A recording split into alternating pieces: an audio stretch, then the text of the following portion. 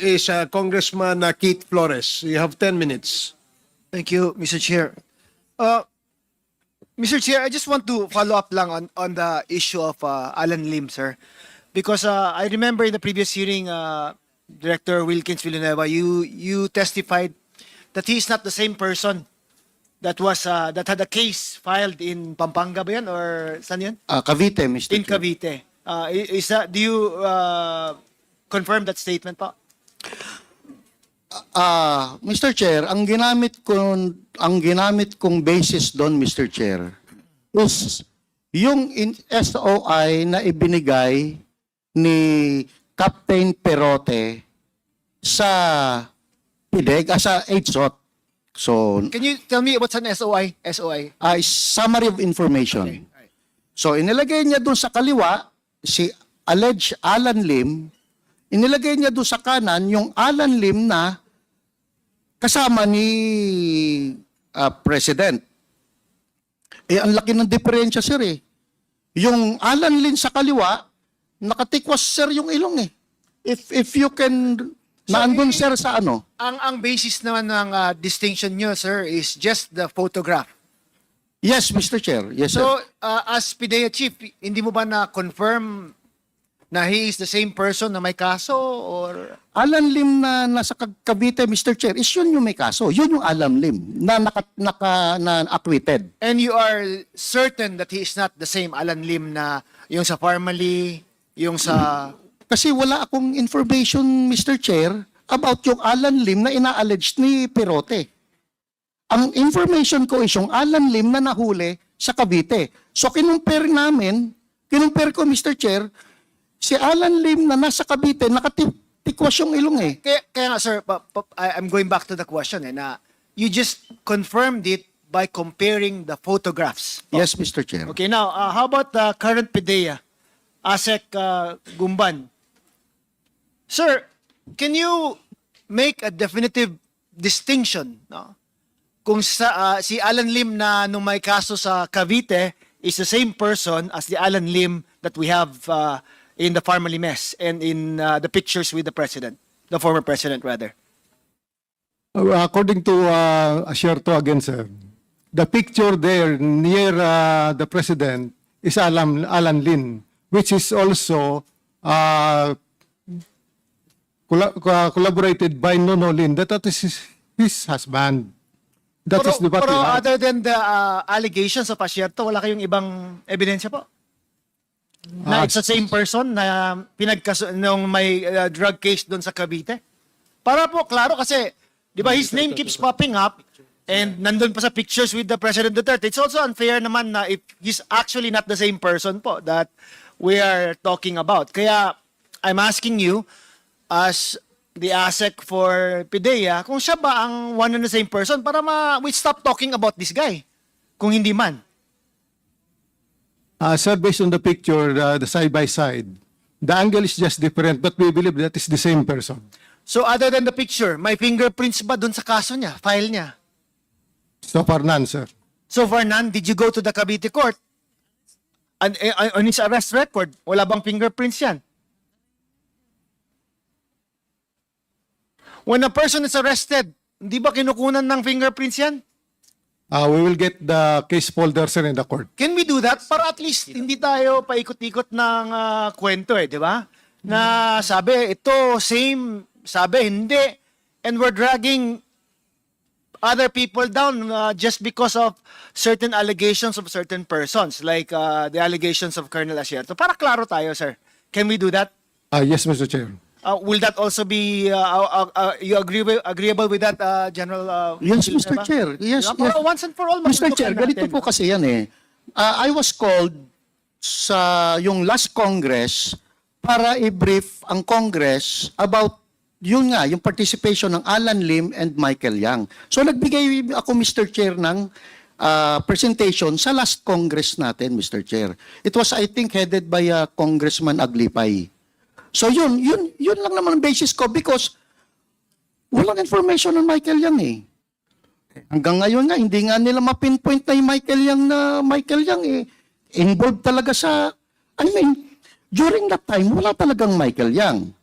But si Alan Lim, hindi ko ma-pinpoint kung yan ba yung Alan Lim ng laboratory sa Cavite or hindi. So what I did, ginamit ko lang yung SOI ni Captain Perote na dalawang picture. Yes, sir. Ang laki ng Paulit-ulit dyan diferensya sa eh. ano eh. Kasi ang akin naman po, is it's very flimsy din po if we just compare it with one picture. Di ba? Shouldn't it be incumbent upon us to dig deeper into it? The allegations are so serious na it involves the former president. His association with the former president, his association with an incumbent senator. Di ba? Yes. Dapat tingnan din natin kasi what if it is true that it is the same person na may kaso sa Cavite about drugs? Di ba? Hindi ba mapapahiya tayo na ang former president natin is associated with someone who is involved with drugs and who is publicly said that he is against drugs? Di ba? Yes, Mr. Chair. Pangit eh. Mr. No, Chair. kaya we're talking about these things na parang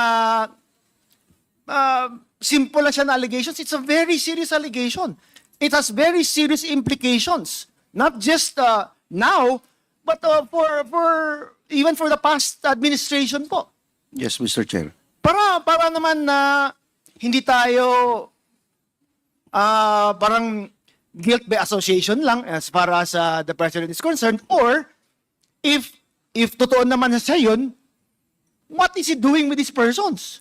Na alam naman ng may reports naman na he is involved with the drug trade. 'Di ba? Mr. And Chair. it also brings into question his clear association with Michael Yang. Kasi nga there are corporations where they are partners with, 'di ba? So hindi mo ma-erase po yung parang a conclusion that one would have na involved nga sila kung totoo man na he is one and the same person that had a drug case in Cavite. Yes, Mr. Chair. Mr. Chair, Go ahead, sir. alam mo, Mr. Chair, hindi dapat magiging ganito ito kung si Colonel Asierto ay nagbigay ng validated information kay General Bato at kay General Aquino. Kasi yung interview mo, Madam Luistro, about Colonel Asierto, ang sabi lang niya, galing sa informant ko. So, yung information ni Michael Yang coming from informant of Colonel Asierto. As an operative, meron akong informant, dapat ako ang nag-lay down ng validation sa information na ibinigay sa akin. Hindi ko yan ipapasa kay Chief PNP tsaka Chief PDEA kung raw fa ang Sir, information. I agree with you na wrong nga yun. But would you also not agree with me na a serious allegations like that brought to you as a Chief PNP, aksyonan mo rin dapat, di ba? Hindi mo lang ipatulog dyan na parang wala lang, di ba? Dapat you should have done something about it din. It puts into question din, bakit hindi inaksyonan ni Senator Bato yung report niya, Senator, regardless of the fact na raw information lang yun. Because it's serious yung allegations eh. Yes. Kasama ng presidente. Economic advisor ng presidente is in close relations with someone who has a drug laboratory in Cavite. Yes, Mr. Chair. Now, again, if I were to ask you, if you were the Chief PNP, binigyan ka ng raw information, would you have done something about it? Mr. Chair, ang gagawin ko doon, Mr. Chair, ikaw ang nagbigay ng information, gawin mong intelligence yung information mo. Kasi yung information mo is not an intelligence. It's not actionable. Okay. So, ang sasabihin ko sa kanya, Oy, Asierto, gawin mong intelligence yung information mo. Huwag mo akong utusan. Ginawa ba yun ni Bato? Hindi ko alam, Mr. Chair. Based on the allegations I of don't have Asierto, hindi nga siya kinausap ni Bato about that report eh. You yourself said, if you were Chief PNP, investigahan mo yan. Di ba? At least you do something about it. Yes, yes. Not just forget about it. Yes, Mr. Chair. So yung questions naman on yung 11 pa nga daw na nahuli on the apartment, not in Dumoy na this time, di ba? Yes, Mr. But Chair. supposedly it was an offshoot of that Dumoy raid. Tama po ba? Ang pagkaintindi ko? Parang offshoot siya na Yes. resulta ng Dumoy raid. May Follow up yun, Mr. Chair. Yes. Follow up. Di ba? Anong nangyari doon sa 11? After questioning, dahil mga Chinese looking, pinavalidate namin sa BID, initially, naandun lahat sa BID yung mga naandun sa Arlene apartment. Tapos Mr. may resulta ba ang investigation ng BID na alam ninyo or something? After that, Mr. Chair, pinawalan na lang ng BID eh. Okay. Kasi focus kami on the after operation naman, nung different laboratories na naman. Yes, but then I have a question. These are persons who were turned over to the BID, which you said were siguro discovered, not apprehended, discovered as a reason, as an offshoot of the Dumoy raid. Tama po ba? So no matter if it's not a direct link, but pero may links, supposedly. Kasi kasunod magkasunod tong pangyayaring ito, di ba? Now, the fact that you turned them over to the BID, hindi ba sila maging persons of interest man lang at the very least?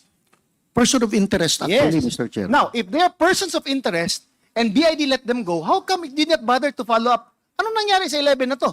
Sabi mo nga lang, person of interest sila. 28 lang kami noon, Mr. Chair. We have task priority requirement. Follow up on another laboratories. Kasi nga, ang dami na namin nakuhang sa anti-clandestine laboratory operation, ang dami ng different areas na pwedeng... Pero nagbunga na. Oh yes, It leads Mr. to Chair. other areas. Dapat sa kanila na yun, Mr. Chair. Dapat feedback nila kami dahil focus na kami doon na talaga sa ano, sir, Mr. Chair.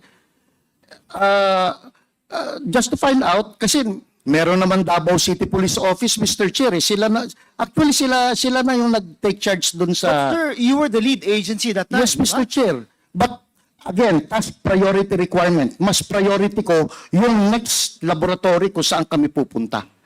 Okay, I understand na mas important yung next laboratories. But again, I'll go back to your assertions kanina na they were persons of interest. Yet, they seem to have just been forgotten like bula lang na nag-vanish into thin air.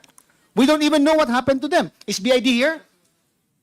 Mr. Chairman, Go ahead. with the indulgence of Kong Flores, can I ask question lang po kay... Okay, with the indulgence of Thank Congressman you. Flores. Sundan ko lang po. Kasi